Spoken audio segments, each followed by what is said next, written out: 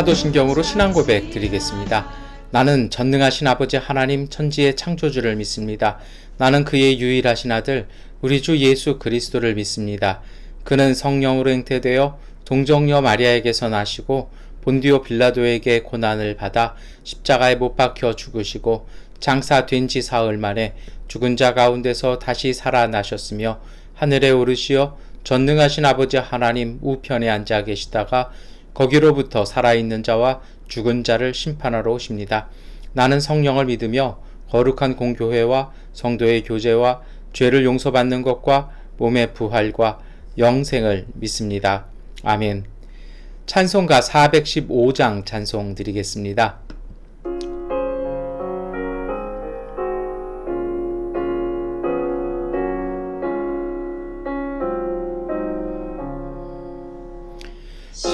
십자가 그늘 아래 나시기 원하네.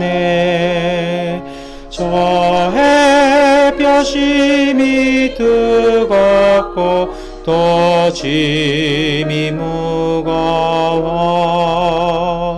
이 광야 같은 세상에 늘 방황할 때에 저 십자가의 그늘에 내 쉴고 찾았네. 내 눈을 밝히 떠서 저 십자가 볼 때 날 위해 고난 당하신 주 예수 보인다. 그 형상 볼 때 내 맘에 큰 찔림 받아서 그 사랑 감당 못하여 눈물만 흘리네. 십자가 그늘에서 나 길이 살겠네. 나 사모하는 광채는 주 얼굴뿐이라.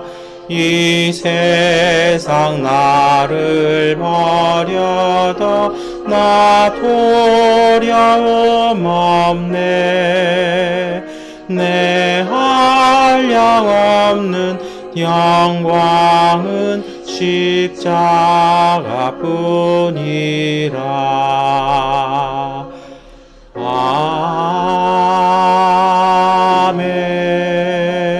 아멘. 시편 146편 1절부터 10절까지의 말씀을 세번역번 성경으로 함께 읽겠습니다. 할렐루야. 내 영혼아 주님을 찬양하여라. 내가 평생토록 주님을 찬양하며 내가 살아있는 한 내 하나님을 찬양하겠다. 너희는 힘있는 고관을 의지하지 말며 구원할 능력이 없는 사람을 의지하지 말아라. 사람은 숨 한 번 끊어지면 흙으로 돌아가니 그가 세운 모든 계획이 바로 그날로 다 사라지고 만다. 야곱의 하나님을 자기의 도움으로 삼고 자기의 하나님이신 주님께 희망을 거는 사람은 복이 있다.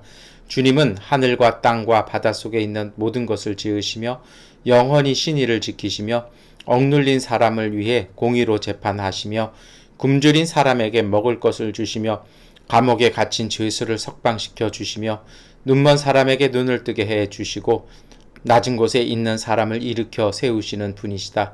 주님은 의인을 사랑하시고 나그네를 지켜주시고 고아와 과부를 도와주시지만 악인의 길은 멸망으로 이끄신다.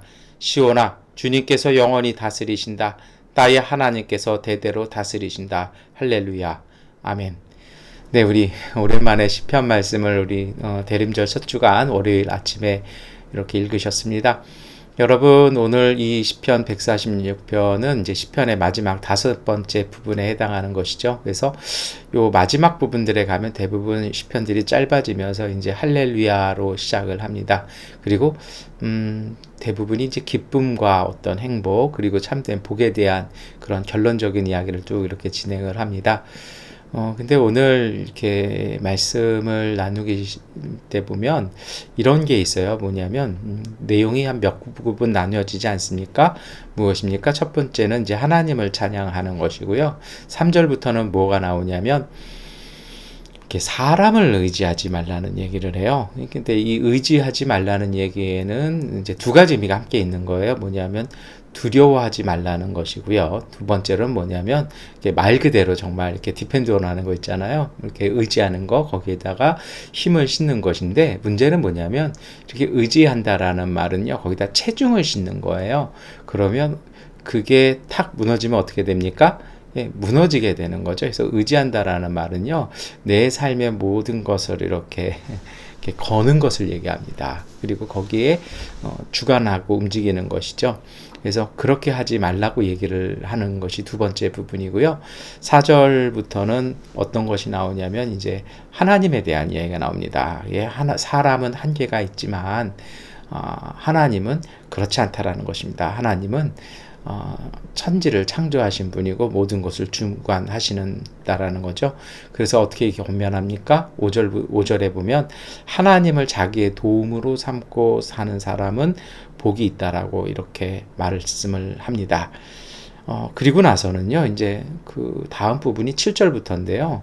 그 하나님이 하시는 일들이 쭉 나와요. 이게 이 마가복음에서도 나오고 성경 곳곳에서 특히 이제 구약 성경이나 레위기에서도 많이 나왔던 말씀이 나와요. 어떤 것입니까? 우리 7절 말씀 함께 읽겠습니다. 억눌린 사람을 위해 공의로 재판하시며 굶주린 사람에게 먹을 것을 주시며 감옥에 갇힌 죄수를 석방시켜 주시며 눈먼 사람에게 눈을 뜨게 해주시고 낮은 곳에 있는 사람을 일으켜 세우시는 분이시다. 주님은 의인을 사랑하신다.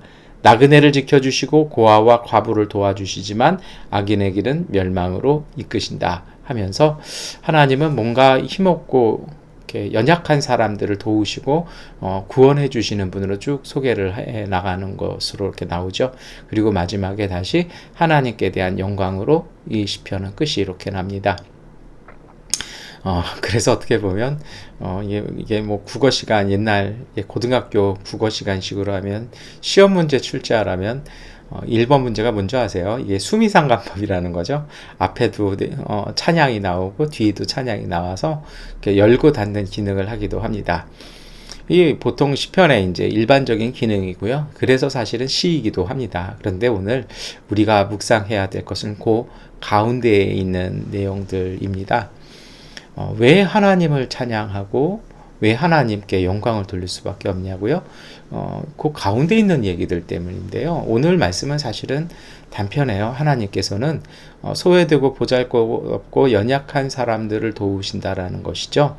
그리고 이제 거기에 숨겨진 말씀이 있어요. 그것이 무엇이냐면 5절 말씀인데요. 우리 함께 다시 한번 읽어보겠습니다. 야곱의 하나님을 자기의 도움으로 삼고 자기의 하나님이신 주님께 희망을 거는 사람은 복이 있다. 여러분, 그래서 문장이 참 그래요. 이게 주어는 누구냐면 사람입니다. 그리고 서술은 뭐냐면 복이 있다라는 거죠. 근데 어떤 사람이냐라는 거죠. 그것이 무엇입니까? 야곱의 하나님께 희망을 거는 사람, 그리고 하나님을 자기의 도움으로 삼는 사람이라는 것입니다.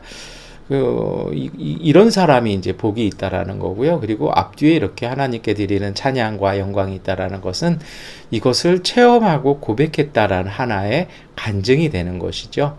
여러분, 그런데요, 우리가 이 말씀을 읽으면서 그런 생각을 해요.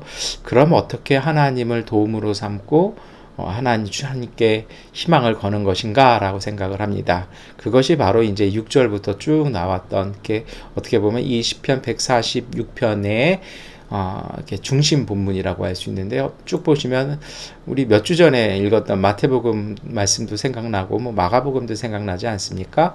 가난하고 연약하고 소외되고 별 볼 일 없는 사람들을 도우시는 하나님이셨습니다. 근데 하나님은 그런 사람들을 도우신다라는 것입니다. 그래서 이 시편 146편을 그냥 이렇게 쭉 읽으면요, 가난하고 힘들고 연약한 사람들, 도움이 필요한 사람들에게 하나님은 도움이 되어 주신다라는, 그게 참 우리에게 위로가 되는 말씀인 것 같아요. 그 하나님이시라는 것입니다. 그러니 우리가 연약하고 힘들고 도움이 필요할 때 하나님께 희망을 걸자라는 것입니다. 그러면서 동시에요, 여기에는 또 숨어 있는 뜻이 있어요. 그것이 무엇이냐면요, 바로 할렐루야라는 말과 찬양하라는 말입니다. 우리가 이것을 뭐 이렇게 찬양 가사라든지 뭐 이렇게 찬양 사역하시는 분들이 많이 하시거나, 우리가 뭐 기도할 때나 아니면 예배 시간에 이렇게 우리가 할렐루야라는 용어를 같이 많이 쓰잖아요. 그리고 할렐루야 나오면, 제가 순복음교회 목사라서 그런지 몰라지만 할렐루야 하면 바로 아멘이 이렇게 저희 또 공식처럼 이렇게 되어 옵니다. 이 할렐루야라는 말이 하나님을 찬양하라는 말이잖아요. 예, 왜 그러냐면요, 이 말씀이 이런 뜻이 있는 거예요. 찬양한다라는 것은요, 그분이 행하신 게 옳아서 나도 그렇게 하겠다라는 것입니다. 아멘이라는 것도요, 뭐 동감합니다 이런 뜻이 아니고요. 정확한 뜻은 내가 믿으니까 그렇게 하겠다라고 고백하는 것이 바로 아멘이라는 것입니다. 그래서 기도한 대로 내가 믿고 내가 삶을 살아가겠습니다 라는 마음으로 우리가 기도할 때도 아멘을 붙이는 것인데요. 여러분, 제가 그랬잖아요. 이게 국어 시험 문제 얘기하면서 이게 제일 먼저 봐야 될 것은 그겁니다 라는 건요, 이게 어떤 뜻이냐면 전체 맥락 속에서는 이거예요. 하나님은 그런 하나님이라는 거예요. 보잘것없고 소외되고 별 볼 일 없고 도움 필요한 사람들을 도우시는 하나님이시라는 거예요. 그 하나님이 우리의 희망이고 오늘 우리의 도움이라는 것을 알기에 어떻게 하겠다라는 것입니까? 할렐루야 찬양하라라는 말은요, 나도 그렇게 하나님처럼 하겠다라는 것입니다. 여러분, 우리가 한국 교회가 조금 많이 삐뚤어져 있는 건 사실이에요. 어쩔 때는 저는 한국이 좀 선교지 같다 느껴질 때가 있어요. 이렇게 만나서 대화하고 이러다 보면 여기가 교회인지 이게 신앙인과 만나고 있는 건지 성공을 위한 석세스맨들하고 이렇게 만나고 있는지 헷갈릴 때가 참 많아요. 아니거든요. 전혀 다른 거거든요. 여러분, 신앙의 목표는요, 하나님의 성품을 닮아가는 것에 있습니다. 우리가 예수 그리스도와 하나 되는 것에 있어요. 그래서 사도 바울도 그리스도와 연합, 그리스도와 일치, 그리고 예수님께서도 포도나무 비유를 통해서 내가 너희 안에, 아버지가 내 안에, 뭐 이렇게 해서 쭉 하나됨을 말씀하시잖아요. 이게 오늘 우리 신앙의 목표예요. 그런데 어느 순간 우리는 이게 없어졌어요. 그리고서는 우리에게 어느 순간은 내가 원하는 것, 내가 바라는 것이 잘 되는 것, 돈 많이 버는 거, 집 싸게 잘 사는 거, 연봉이 확실하게 올라가는 거, 내가 투자했던 주식이 올라가는 거, 오늘 매상이 높아지는 거, 또 투자했던 코인이 대박 치는 거, 우리는 가끔 좀 이상해졌어요. 그거 아니라는 거죠. 그래서 신앙의 목표는요, 성경의 가르침은요, 예수님의 가르침은 우리가 하나님을 닮아가는 거예요. 그것에서 행복이 나오고 거기에서 복이 된다는 거예요. 그것 자체가 복이라는 거죠. 그게 되었을 때 하나님의 평강이 있는 거고요. 평화가 있는 거고 기쁨이 있는 거고요. 행복이 있는 거예요. 그러한 행복이 세상에서의 어려운 일들, 고난들, 이것을 다 이겨내는 그런 힘들이, 그런 능력들이 거기서 나온다라는 거죠. 여러분, 초등학교 1학년 학생이 그 산수 문제를 이렇게 풀잖아요. 그러면 그 문제 굉장히 낑낑거리면서 어렵게 풀어갑니다. 그런데 뭐 대학생이 그 문제 보면 그것도 이제 대학교 3, 4학년 되면 다 잊어버리거든요. 이제 대학 그 신입생이 그 문제를 딱 보는 순간 어떤 생각이 들겠어요? 뭐 이런 걸 가지고 그런 생각 들잖아요. 마찬가지라는 겁니다. 여러분, 오늘 우리에게 필요한 건 하나님의 성품이에요. 그래서 이것도 솔직히 잘못 이해하시면, 우리가 어느 정도 경지에 올라가면 뭐 이렇게 되니까 내가 그 경지에 도달하겠다, 이거 불교예요. 이 복음의 가르침은 그것이 아니라는 거죠. 여러분, 오늘 우리가 이것을 기억해야 됩니다. 그래서 오늘 이 시편 146편에 할렐루야 할렐루야 이렇게 해놓고요. 가운데 이런 말씀을 두는 것은 무엇입니까? 하나님은 그러하신 분이니 나도 그렇게 하나님처럼 살겠다라는 것입니다. 그렇게 되었을 때 정말 내가 복된 삶, 능력 있는 삶, 힘 있는 삶을 살게 된다라고, 그것이야말로 주님을 의지하고 하나님을 나의 도움으로 섬긴다라는 그런 고백이 되는 것입니다. 여기까지 설명하고 우리가 대화 나누는 건 쉽습니다. 근데 이게 왜 어려울까요? 저는 그것이 3절 말씀 때문에 그런 것 같아요. 우리 3절 말씀 함께 읽겠습니다. 너희는 힘 있는 고관을 의지하지 말며 구원할 능력이 없는 사람을 의지하지 말아라. 왜 그래요? 우리 눈은요, 자꾸 힘을 원해요. 힘센 사람이 도와줄 것 같고요. 능력 있고 권세 있는 사람들이 우리를 문제를 해결해 줄 것 같아요. 그러한 현혹이 어디서 생기냐고요?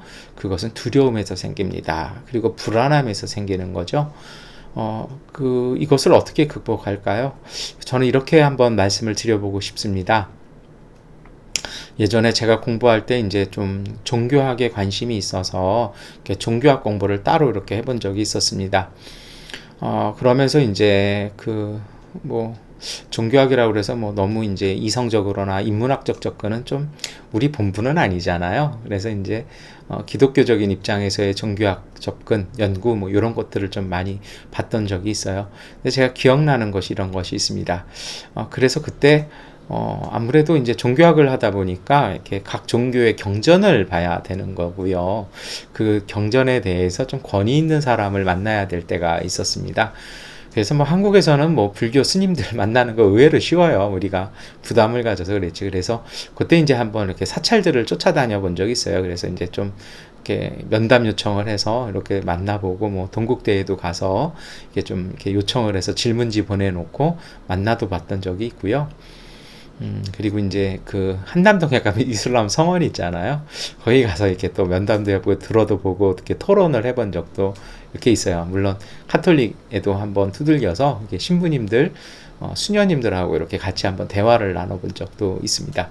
그때 제가 이렇게 느껴봤던 것은 모든 종교가 비슷한 얘기 하더라고요. 뭐냐면, 종교의 진리와 가르침은 단순했대요. 그래서 다 쉬웠대요, 처음에는. 그러니까 우리 예수님도 그러잖아요. 갈릴리에 오셔서 정말 쉽게 가르쳐 주시잖아요. 그래서 정말 이렇게 현타가 아닌 골타가 올 정도로 뼈를 때리는 얘기를 탁 하시면서 아주 간단간단하게 이야기하시잖아요. 거의 모든 종교들이 그랬어요. 근데 이게 어디에서부터 문제가 생기기 시작하냐면 여기에 사람들이 현실에서 오는 두려움, 부담감 때문에 뭘 갖다 붙이기 시작해요. 그러면서 뭐가 생겨지냐면 가르침의 왜곡과 뒤틀림이 시작되기도 합니다. 이러한 내용을 다룬 책이 사실은 이제 자크 엘룰이라는 프랑스의 지성인이 뒤틀려진 기독교라는 책을, 아주 유명한 책인데요. 좀 프랑스 사람이라 이게 좀 읽기는 좀 곤혹스러운 부분도 없지 않아 있습니다만 아주 잘 설명을 해낸 책이 그 책입니다. 근데 여러분, 저는 그래서 그 얘기를 들으면서 그런 생각을 했던 것 같아요. 그 당시에 여러분, 우리가 예수님 말씀을 듣고 실천하는 삶은요, 현실이 장벽이 높잖아요. 그래서 필요한 게 뭐냐면 사실은 단순한 믿음이 필요합니다. 그게 믿음이 필요해요. 두렵고 불안한 것이 아니라 한번 믿고 실천해 보는 겁니다. 며칠 전에 제가 새벽 예배 때 다윈 이야기를 다니엘하고 이렇게 해가지고 말씀을 드렸던 것 같아요. 정말 다윗처럼요, 내가 평소에 하나님과 동행했던 삶, 그리고 내게 익숙했던 삶을, 믿음을 가지고 그냥 실천해 보는 거예요. 그것이 순수한 마음이고요. 그것이 바로 맑은 영성입니다. 물론 이렇게 눈으로 보면 흔들리기도 하죠. 근데 오늘 시편 146편 뭐라고 얘기하십니까? 그게 그럴 수도 있는데 하나님은 그런 하나님 아니라는 거예요. 6절에 하나님은 하늘과 땅과 바다 속에 있는 모든 것을 지으시고 영원한 신의를 지키시는 분이라는 것입니다. 그러니까 하나님의 약속은 영원하다라는 거죠. 그 약속을 믿고 오늘 그렇게 7절부터 9절까지 나와 있는 하나님의 이 선하신 행동들을 따라 사는 선한 사람으로 사는 것, 이것이 바로 여러분 하나님을 의지하는 삶이라는 것입니다.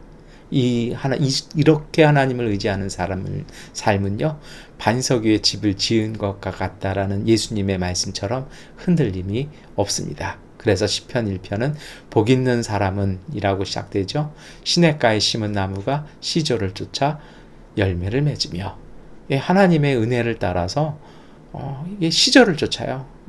때를 따라 과수원에서 나무 열매가 맺으면 손해본다고 그러시더라고요. 요새는 사계절 열어야 되는데, 이게 인간의 어떤 욕심일 수도 있고 탐욕일 수 있죠. 그 안에서 그렇게 되려면 유전자 변형되어서 얼마나 많은 해악이 있겠습니까? 하나님의 은총은 그렇지 않다라는 거죠. 하나님의 섭리를 따라 맺어지는 열매로 기쁘게 사는 삶이라는 것입니다. 조금 제가 장황스럽게 말씀드렸습니다만 좀 정리해 볼까요? 여러분, 신앙은 단순해질 필요가 있습니다. 주님이 주시는 말씀을 깊고 정말 마음속에 명쾌하게 묵상하시고 하나님의 응답과 그 감동을 받으셨다라면 실천은 단순하게 하십시오. 그 감동을 따라, 그 기도의 응답을 따라, 우리가 읽었던 하나님의 말씀을 따라 실천하십시오. 그렇게 하실 때에 하나님의 우리가 이해할 수 없는 오묘한 섭리가 우리 가운데 은총으로 열매 맺어지는 것입니다. 오늘 우리는 너무 복잡해요. 주일 설교 때도 제가 그 말씀 드렸잖아요. 생각이 많으면 용기는 줄어든다고요. 우리가 응답받았으면, 감동받았으면 이제는 단순하게 실천할 수 있는 그 믿음, 그것이 바로 할렐루야 신앙입니다. 그것이 바로 아멘 하는 신앙입니다.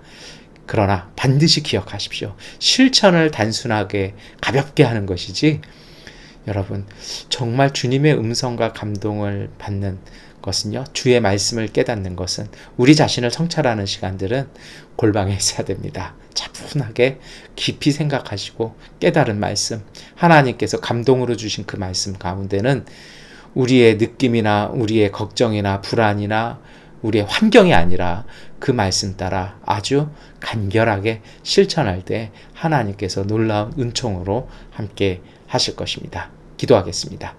전능하신 아버지 하나님, 우리의 가벼움을 용서하여 주옵소서.